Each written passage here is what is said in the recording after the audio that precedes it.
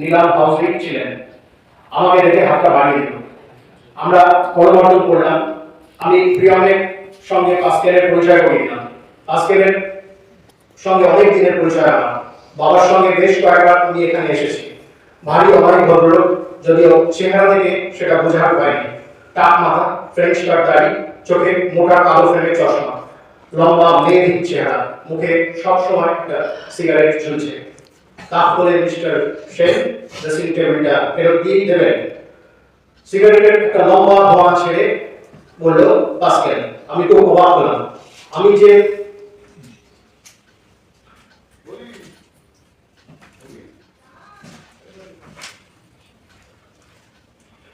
Dressing টেবিলটা ফেরত দিতে এসেছি, সেটা পাস্কেল জানো কি করে? আমি তো কিছু বলিনি।